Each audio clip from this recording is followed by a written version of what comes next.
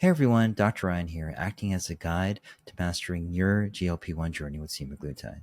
So whether you're on semaglutide for weight loss or type 2 diabetes, this video will walk you through the top 8 fears that patients in Lean Fast, that's my customized medication-assisted weight management program, have prior to joining. So let's first talk about common side effects. There are a couple of pesky side effects that can accompany semaglutide administration, and these include things primarily like nausea, vomiting, heartburn, diarrhea, and constipation. But don't worry, here are some tips that I have to help you manage them well. So first, dose adjustment. So this is the most important. You want to start slow and steady with 0.25 milligrams and gradually work your way up. And this is where I see a lot of patients who come to me from other clinics have issues. They either titrated up too quickly or they went too high. So generally, when you have the right diet in place with an appropriate amount of calories, in particular lean protein, you many times may only need 0.25, 0.5, maybe 0.75. Rarely do I need to go more than 1 milligram, and I never have had to go up to 2.4 milligrams a week. Another point to keep in mind is to stay hydrated. You want to drink plenty of water and electrolyte drinks. You can add things like ginger and peppermint tea. I find that really helps patients who are suffering from nausea and vomiting and gastritis. So incorporating that in as part of your fluid requirements can be useful. Now let's go ahead and talk fiber. So it's really important to add high fiber foods like beans, nuts, and avocados to your regimen to avoid constipation.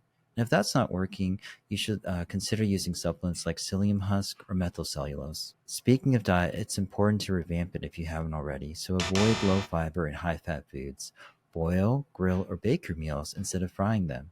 And choose low fat dairy products to keep things light. And here's a big one. Avoid alcohol. It's a no-go when managing these side effects and may actually increase your risk of pancreatitis. And if things get really rough, consult your healthcare provider. Now, this is for entertainment purposes only because I want you to go ahead and consult your healthcare provider before you go down this route. But for my patients, if they have severe symptoms, there are a couple of over-the-counter medications that work really well. Pepto-Bismol, 30 milliliters every 1 to 2 hours for the first day, maybe second day possibly if they have really severe symptoms with nausea, vomiting, and heartburn. And then if they have pretty bad heartburn, many times using Pepcid AC, 20 milligrams for 3 to 4 days seems to be okay. The key thing, though, is to use the appropriate dose. And most of the time that I've seen this occur is with individuals who have been a little bit too aggressive at going up on their semaglutide. So start low, go slow. Second, long-term safety. So there are some concerns about potential unknown effects of long-term use of semaglutide, but here's what we know. Most randomized controlled trials suggest sustained weight loss with side effects that are temporary and short-lived. And lower doses, weekly doses, around 0.5 to 1 milligram tend to have fewer side effects. So this article was in the American Journal of Cardiology, and it was titled Long-Term Efficacy and Safety of Once Weekly Semaglutide for Weight Loss in Patients Without Diabetes, a Systemic Review. It was a meta-analysis of a couple of randomized controlled trials. And basically what they did was they looked through 4 randomized controlled trials that had a follow-up of at least 68 weeks. And what they found was that compared to placebo, the use of semaglutide was associated with substantial decreases in long-term relative and absolute body weight. So a decrease of approximately 12.1% of their relative body weight and an absolute body weight reduction of 12.3 kilograms, which is approximately 27 pounds. And at the longest follow-up study, 33.4 participants who got semaglutide achieved greater than 20% weight loss compared with 2.2% of placebo, almost 10 times the weight loss. And then in terms of side effects, the main ones they noticed were gastrointestinal, nausea, vomiting, constipation, diarrhea. And although it was obviously higher than patients who took semaglutide versus a saline injection, the majority of the events were temporary and pretty mild to moderate in severity. And most importantly, it did not require discontinuation of semaglutide. It didn't require them to stop therapy. In general, it seems that much of the research out there is suggesting that semaglutide is fairly safe and can help people lose weight. And if they do get side effects, they're pretty limited. And here's another interesting fact. So the FDA approved semaglutide in December 2017 for type 2 diabetes and June 2021 for weight loss. So it's been on the market for a couple of years. And So we have more and more research coming out. That, of course, is one of the larger articles. But there are articles suggesting that semaglutide might be a longevity drug. So there are studies out there that suggest GLP-1 agonists can combat chronic and age-related diseases like dementia, hypertension, and even cancer. So that's pretty cool.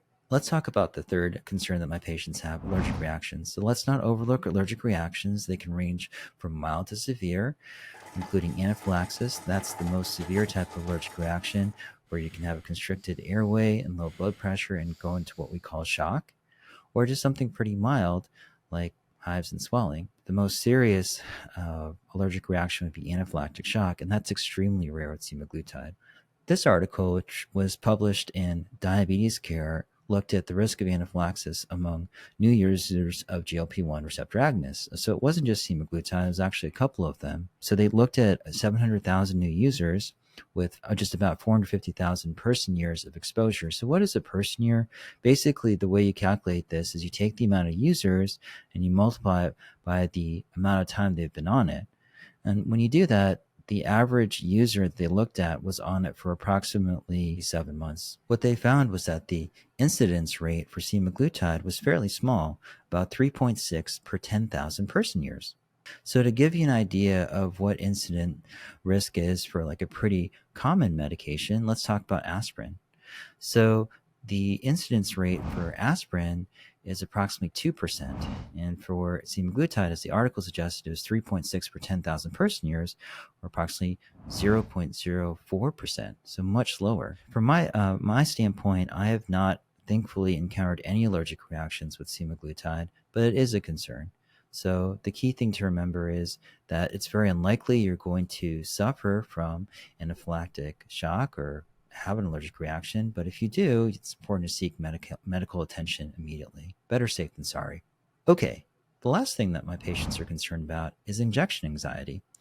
And so it's totally normal to fear pain or worry about improper technique or have a needle phobia. But here's the reality: the pain from subcutaneous injections is really minimal.